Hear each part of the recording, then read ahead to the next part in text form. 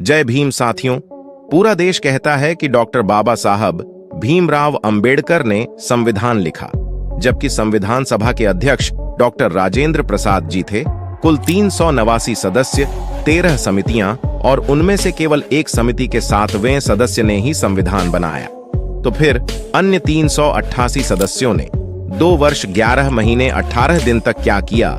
संपूर्ण ऐतिहासिक विश्लेषण जानने के लिए वीडियो को अंत तक जरूर देखें। उस दौर की पॉलिटिकल स्थिति सब लोग जानते हैं कि केवल डॉक्टर बाबा साहब भीमराव अंबेडकर अकेले ऐसे व्यक्ति थे जो कांग्रेस, गांधी, नेहरू को नहीं मानते थे और हमेशा उनके विरोधक रहे।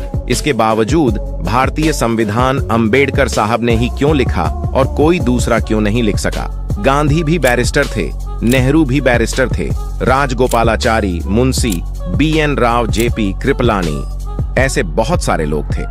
फिर बाबा साहब को ही संविधान क्यों लिखना पड़ा? ऐसे सवालों पर दुनिया का कोई भी प्रबुद्ध बुद्धिजीवी सोचता है कि संविधान लिखने के लिए डॉक्टर बाबा साहेब आम्बेडकर के नाम का सुझाव असल में किसने दिया था? इसका जवाब उन्हें सन 2000 में minister of social justice and empowerment और गवर्नमेंट ऑफ महाराष्ट्र द्वारा निर्मित डॉक्टर अंबेडकर पर बनी फिल्म में दिखाया गया है कि गांधी जी ने नेहरू जी से अंबेडकर के नाम की सिफारिश की थी, इसीलिए यह मौका उन्हें मिला। लेकिन यह झूठ नहीं बल्कि सफेद झूठ है। दरअसल संविधान लिखने के लिए कांग्रेस के वरिष्ठ नेता गांधी ने BN राव को चुना था। इसके बाद संविधान निर्माण के लिए एक शिष्टमंडल की स्थापना की गई, जिसका काम था देश विदेश के संविधान के अभ्यासकों से मदद लेना। इसलिए शिष्टमंडल लंदन विश्वविद्यालय के राज्यशास्त्र के विभाग प्रमुख प्रोफेसर डॉक्टर फिलिप जेनिंग से मिलने गया। इस पर फिलिप जेनिंग ने सुझाव दिया कि तुम्हारे ही देश में संविधान का पंडित मौजूद है जिसका नाम डॉक्टर BR अंबेडकर है और उसकी मदद तुमको लेनी चाहिए। सिस्टम मंडल ने वापस लौटकर समिति के आगे प्रोफेसर फिलिप जेनिंग द्वारा अंबेडकर साहब के बारे में राय रखी और सभी ने डॉक्टर अंबेडकर को संविधान समिति के अध्यक्ष के तौर पर चुना और BN राव को संविधान समिति के सलाहकार के तौर पर चुना गया। British professor doctor Philip Jennings आखिरकार डॉक्टर बाबा साहेब आम्बेडकर से इतना प्रभावित क्यों थे, ये भी मैं आपको बता देता हूं। मुझे लगता है ऐसा होने का 3 बातों का महत्वपूर्ण योगदान है। इसका पहला कारण है अंबेडकर साहब की शैक्षणिक योग्यता।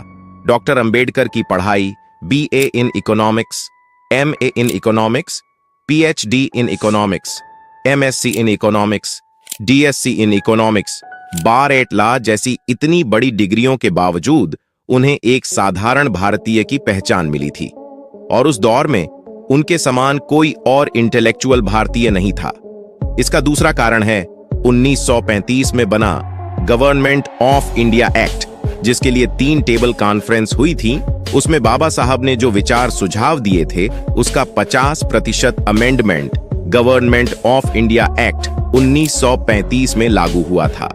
इस प्रकार पूरे देश और दुनिया में उनकी एक अलग पोजीशन थी और भारत में तो उनके सम्मान कोई और नहीं था। और तीसरा कारण यह है कि डॉक्टर बाबा साहेब आम्बेडकर का फेडरेशन वर्सेस फ्रीडम इस विषय पर दिया गया भाषण, जिसके कारण उन्हें विश्व में एक नई विचारधारा के जनक के रूप में पहचान मिली थी। इससे यह साबित होता है कि उस समय बाबा सबसे बड़ा कॉन्स्टिट्यूशनल एक्सपर्ट और कॉन्स्टिट्यूशनल फिलोसोफर दुनिया में कोई नहीं था।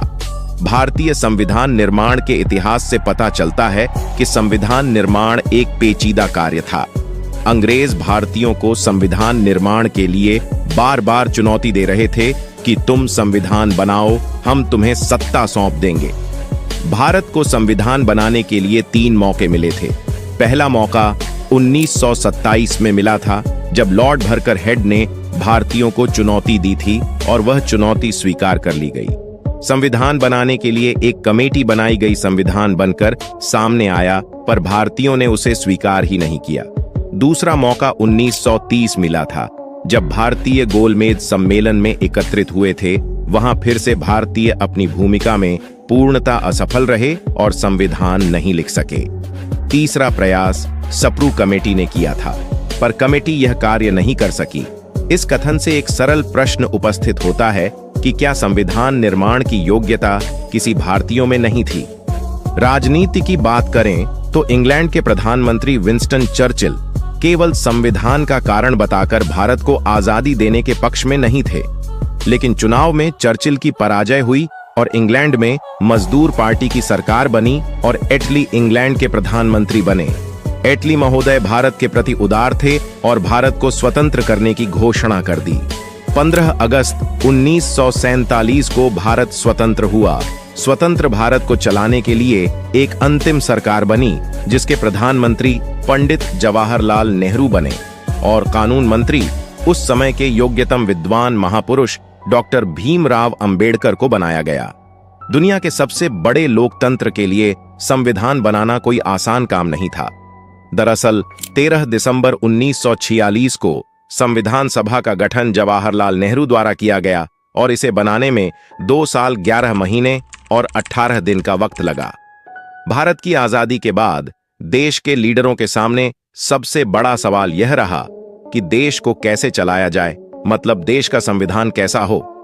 भारतीय संविधान सभा का गठन हुआ, जिसमें कुल 389 सदस्य अध्यक्ष, डॉक्टर राजेंद्र प्रसाद उपाध्यक्ष, जो एच मुखर्जी संवैधानिक सलाहकार VN राव को चुना गया और कुल 13 समितियां बनाई गईं। संघ शक्ति समिति, संविधान समिति, राज्य समिति, राज्य और रियासत परामर्श समिति, मौलिक अधिकार एवं अल्पसंख्यक समिति, मौलिक अधिकारों उप समिति, प्रांतीय संविधान समिति, झंडा समिति, प्रक्रिया नियम समिति, सर्वोच्च न्यायालय संबंधित समिति, प्रारूप संविधान समिति, संविधान समीक्षा आयोग और प्रारूप समिति। इस प्रारूप समिति यानी ड्राफ्टिंग कमेटी में कुल 7 सदस्य थे।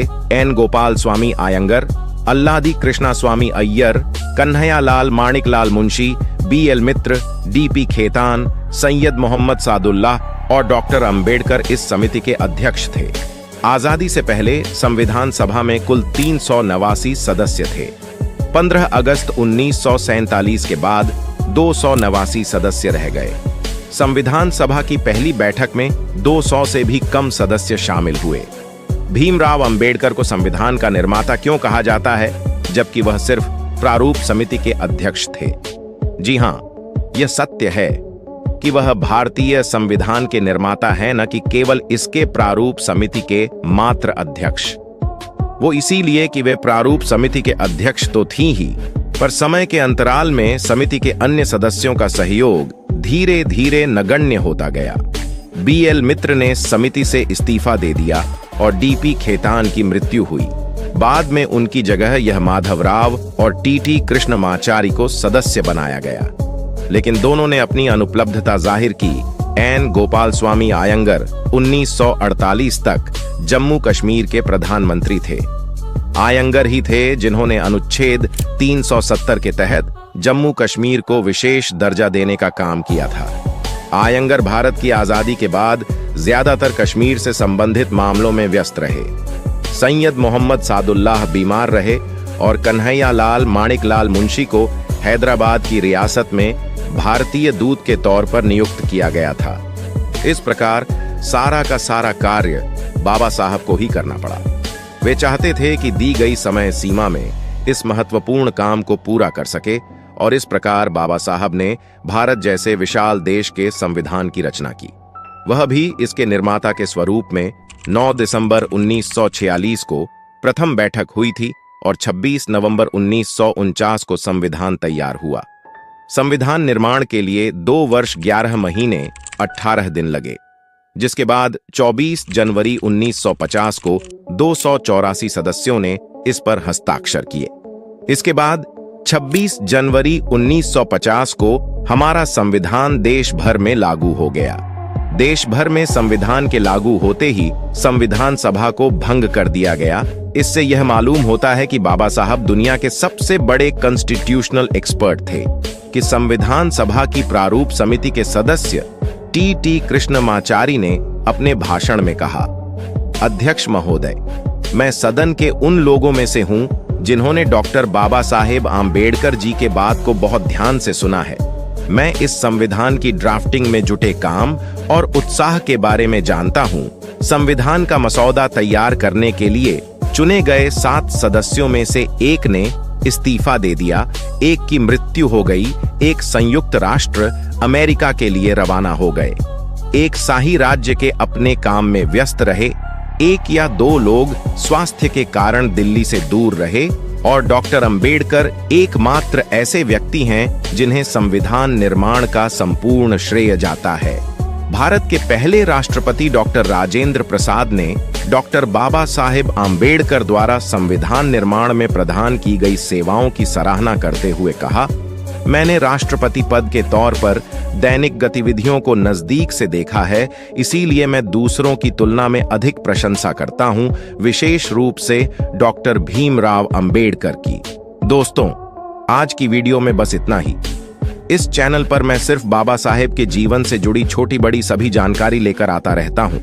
यदि आप बाबा साहब को